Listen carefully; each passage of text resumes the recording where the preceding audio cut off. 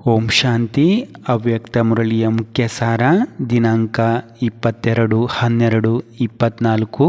Revise 17/3/2003. BapDada ತಿಳಿಸ್ತಾ ಇದ್ದಾರೆ, ಸದಾ ತಮ್ಮ ಸ್ವಮಾನದಲ್ಲಿರಬೇಕು, ಗೌರವವನ್ನು ಕೊಡಬೇಕು, ಸರ್ವರ ಸಹಯೋಗಿ ಆಗಬೇಕು ಹಾಗೂ ಸಮರ್ಥರನ್ನಾಗಿ ಮಾಡಬೇಕು. ಇಂದು ಭಾಗ್ಯವಿದಾತ ಬಾಪ್ ದಾದಾರವರು 4 ಕಡೆಯ ಪ್ರತಿಯೊಂದು ಮಗುವಿನ ಮಸ್ತಕದಲ್ಲಿ ಭಾಗ್ಯದ 3 ರೇಖೆಗಳನ್ನು ನೋಡುತ್ತಿದ್ದಾರೆ. ಒಂದು ಪರಮಾತ್ಮ ಪಾಲನೆಯ ಭಾಗ್ಯವಂತ ರೇಖೆ, ಎರಡನೇದು ಸತ್ಯ ಶಿಕ್ಷಕನ ಶ್ರೇಷ್ಠ ಶಿಕ್ಷಣದ ಭಾಗ್ಯವಂತ ರೇಖೆ, ಮೂರನೇದು ಶ್ರೀಮತದ ಹೊಳೆಯುತ್ತಿರುವ ರೇಖೆ.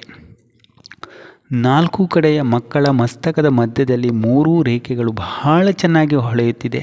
ತಾವು ಎಲ್ಲರೂ ಸಹ ತಮ್ಮ 3 ಭಾಗ್ಯದ ರೇಖೆಗಳನ್ನು ನೋಡುತ್ತಿದ್ದೀರಲ್ಲವೇ?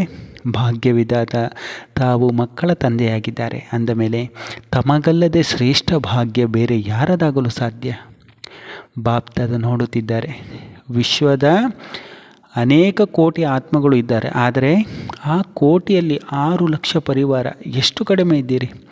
ಕೋಟಿಯಲ್ಲಿ ಕೆಲವರಾಗಿದ್ದೀರಲ್ಲವೇ? ಹೇಗೆ ಪ್ರತಿಯೊಬ್ಬ ಮಾನವನ ಜೀವನದಲ್ಲಿ ಈ 3 ಮಾತುಗಳು ಪಾಲನೆ, ವಿದ್ಯೆ ಹಾಗೂ ಶ್ರೇಷ್ಠ ಮತ, 3ರ ಅವಶ್ಯಕತೆ ಇದೆ. ಆದರೆ ಈ ಪರಮಾತ್ಮನ ಪಾಲನೆ ಹಾಗೂ ದೇವಾತ್ಮಗಳ ಹಾಗೂ ಮಾನವಾತ್ಮಗಳ ಮತ ಪಾಲನೆ ವಿದ್ಯೆಯಲ್ಲಿ ಹಗಲು ರಾತ್ರಿಯ ವ್ಯತ್ಯಾಸವಿದೆ. ಅಂದ ಮೇಲೆ ಇಷ್ಟೊಂದು ಶ್ರೇಷ್ಠ ಭಾಗ್ಯ ಯಾವುದೂ ಸಂಕಲ್ಪದಲ್ಲಿಯೂ ಇರಲಿಲ್ಲ. ಆದರೆ ಈಗ ಪ್ರತಿಯೊಬ್ಬರ ಮನಸ್ಸು ಹಾಡುತ್ತಿದೆ, ಪಡೆದಾಯಿತು ಅಥವಾ ಪಡೆಯಬೇಕು, ಏನು ಹೇಳುತ್ತೀರಿ? ಬಾಬಾ ಕೇಳ್ತಾ ಇದ್ದಾರೆ, ಬಾಪ್ದಾದ ಕೇಳ್ತಾ ಇದ್ದಾರೆ, ಏನು ಹೇಳುತ್ತೀರಿ? ಪಡೆದಾಯಿತಲ್ಲವೇ?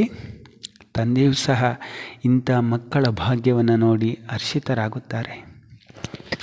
ಬಾಪ್ದಾದ ವರದಾನ ಕೊಡ್ತಾ ಇದ್ದಾರೆ, ಸ್ವಮಾನದ ಸೀಟ್ ಮೇಲೆ ಸೆಟ್ ಆಗಿ ಎಲ್ಲ ಪರಿಸ್ಥಿತಿಯನ್ನು ಪಾರು ಮಾಡುವಂತಹ ಸದಾ ವಿಜಯಿಯಾಗಿರಿ. ಬಾಪ್ದಾದ ಸ್ಲೋಗನ್ ಹೇಳ್ತಾ ಇದ್ದಾರೆ, ಸರ್ವ ಆಸಕ್ತಿಗಳ ಮೇಲೆ ವಿಜಯವನ್ನು ಪ್ರಾಪ್ತಿ ಮಾಡಿಕೊಳ್ಳುವಂಥವರು ಶಿವಶಕ್ತಿ ಪಾಂಡವ ಸೇನೆ ಆಗಿದ್ದಾರೆ. ಸರ್ವ ಆಸಕ್ತಿಗಳ ಮೇಲೆ ವಿಜಯವನ್ನು ಪ್ರಾಪ್ತಿ ಮಾಡಿಕೊಳ್ಳುವಂಥವರು ಶಿವಶಕ್ತಿ ಪಾಂಡವ ಸೇನೆ ಆಗಿದ್ದಾರೆ. ಅಚ್ಚಾ. ಓಂ ಶಾಂತಿ.